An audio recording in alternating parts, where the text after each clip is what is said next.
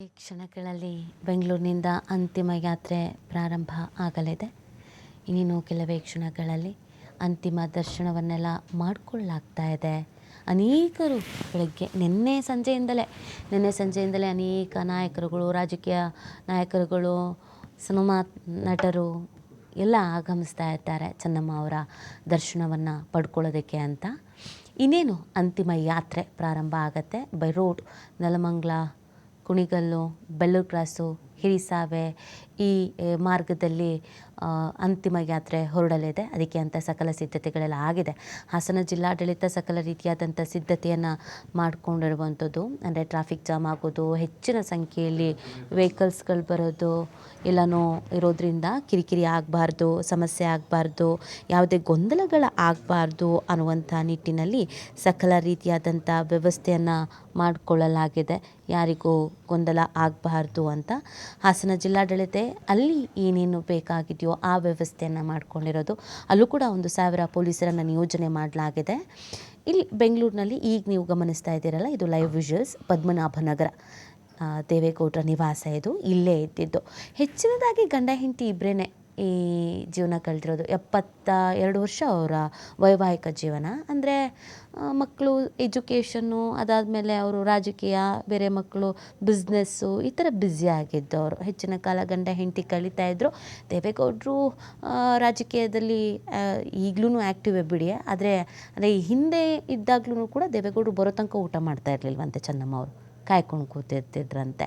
So ಆ ಪ್ರಮಾಣದಲ್ಲಿ ಇವರಿಬ್ಬರ ಬಾಂಧವ್ಯ ಇದ್ದಿದ್ದು. ಅದಕ್ಕೆ ಇವತ್ತು ಪ್ರತಿಯೊಬ್ಬರು ಚೆನ್ನಮ್ಮನವರ ಅಗಲಿಕೆಯನ್ನು ಎಷ್ಟು ಬೇಸರದಿಂದ ಮಾತನಾಡ್ತಾ ಇದ್ದಾರೋ, ದೇವೇಗೌಡರು ಹೇಗಿರ್ತಾರೆ, ಯಾಕಂದರೆ ಗಂಡ ಹೆಂಡತಿ ಹೇಗಿರಬೇಕು, ಒಂದು ಸಂಸಾರ ಹೇಗಿರಬೇಕು ಅನ್ನೋದಕ್ಕೆ ಮಾತರಿ ಇವರಿಬ್ಬರು.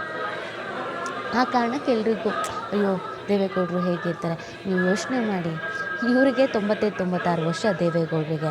ವೀಲ್ ಚೇರಲ್ಲಿ 85-86 ವರ್ಷದ ಹೆಂಡತಿಯನ್ನು ಹಾಸ್ಪಿಟ್ಲಿಗೆ ತಂದು 4 ದಿನದ ಹಿಂದೆ ಅಡ್ಮಿಟ್ ಮಾಡ್ತಾರೆ ಕರ್ಕೊಂಡು ಬಂದು ಅಂತ ಅಂದರೆ ಯಾವ ಥರ?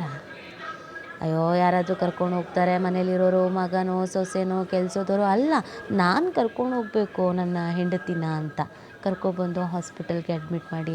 ಅವರ ಅಳಿಯ ಡಾಕ್ಟರ್ ಮಂಜುನಾಥ್ ಅವರು ಮಾತಾಡ್ತಾ ಹೇಳ್ತಾಯಿದ್ರು ಬಸವರಾಜ ಬೊಮ್ಮಾಯಿ ಹತ್ರ, ಕೊನೆ ಕ್ಷಣಕ್ಕೆ ದೇವೇಗೌಡರು ಬಂದು ಕೂತು ದಿಟ್ಟಿಸಿ ಅವರನ್ನು ನೋಡ್ತಾ ಇದ್ದಾಗ ಹೃದಯಾಘಾತ ಆಗಿರೋದು. ಅರಿಶಿಣ ಹಚ್ಚಿ, ಕುಂಕುಮ ಹಚ್ಚಿ, ಹೂ ಮುಡಿಸಿದ ನಂತರವೇ ಕೊನೆ ಉಸಿರೆಳೆದಿರೋದು ಅಂತಂದರೆ ಅವರೇ ಹೇಳ್ತಾಯಿದ್ರು. ಆಶ್ಚರ್ಯಪಡ್ತಾಯಿದ್ರು ಡಾಕ್ಟರ್ ಮಂಜುನಾಥ್ ಅವರು. ಅದು ಯಾವ ಥರ ಕನೆಕ್ಷನ್ ನೋಡಿ ಅವರಿಬ್ಬರಿಗೆ. 3 ದಿನ ಹಾಸ್ಪಿಟ್ಲಲ್ಲಿದ್ದರು. ಆದರೆ ದೇವೇಗೌಡರು ಬಂದು ಕೂತು ಸುಮಾರು ಹೊತ್ತು ಅಲ್ಲೇ ಇದ್ದ ನಂತರ ಹೃದಯಾಘಾತ ಆಗಿದೆ ಅಂತ. ಅಂದರೆ ಇದೆಲ್ಲ ನಮ್ಮ ಹಿಂದೂ ಸಂಪ್ರದಾಯ, ಭಾರತೀಯ ಸಂಪ್ರದಾಯದಲ್ಲೆಲ್ಲ ಮುತ್ತೈದೆ ಸಾವು, ಸೌಭಾಗ್ಯವತಿ ಸಾವು ಅಂತೆಲ್ಲ ಹೇಳ್ತಾರಲ್ಲ, ಆ ಥರ ಆಯಿತು. ಆ ಕಾರಣಕ್ಕಾಗಿ ಅದೊಂಥರ ದೈವ ಭಕ್ತೆ, ದೇವರ ಪೂಜೆ ಮಾಡ್ತಾಯಿದ್ರು. 5-6 ತಾಸು ಪೂಜೆ ಮಾಡ್ತಾಯಿದ್ರು. ಹಾಗಾಗಿ ಅಂಥ ಮಹಾನ್ ದೈವ ಭಕ್ತೆ ತಾನು ಬಯಸಿದಂತೆ ಸಾವು ಕಂಡಿದ್ದಾರೆ ಅನ್ನೋದನ್ನು ಹೇಳ್ತಾ ಇದ್ದಾರೆ.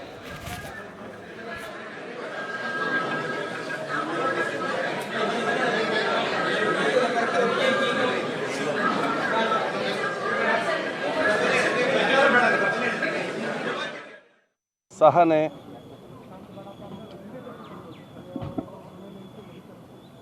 ಕುಟುಂಬದ ಮೇಲೆ ಅಚಲ ನಿಷ್ಠೆ, ಇದು ಭಾರತೀಯ ಮಹಿಳೆಯ ಸಂಸ್ಕೃತಿ.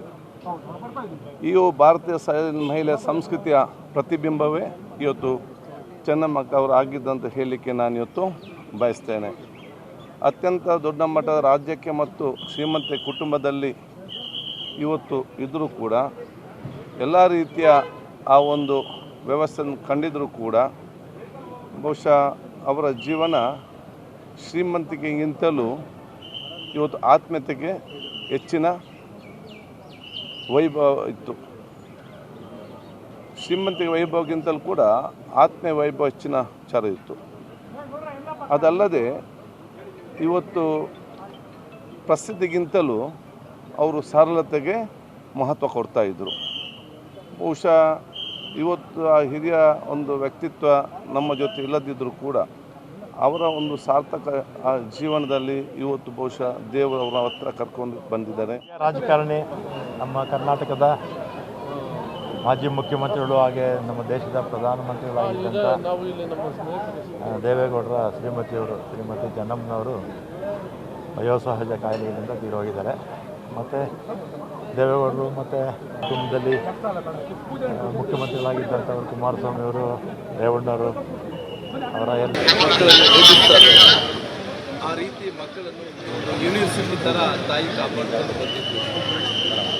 ಆ ತಾಯಿ ಏನು ನೋಡಿಲ್ಲ ಹೇಳಿದ್ರು, ಎಲ್ಲವನ್ನೂ ಕೂಡ ನೋಡಿದ್ದಾರೆ. ಆ ತಾಯಿ ದೇವೇಗೌಡರನ್ನ ಶಾಸಕರಾಗಿ ನೋಡಿದ್ದಾರೆ. ಶಾಸಕರಾಗಿ ನೋಡಿ ಅವರು ಪ್ರಾದೇಶಿಕ ಪಕ್ಷವನ್ನು ಕೂಡ ಕಟ್ಟಿಕೊಂಡಿದ್ದಾರೆ.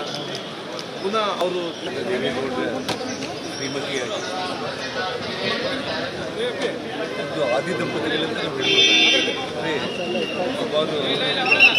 ಬಿಟ್ಟು ಅಗಲಿದ್ದಾರೆ.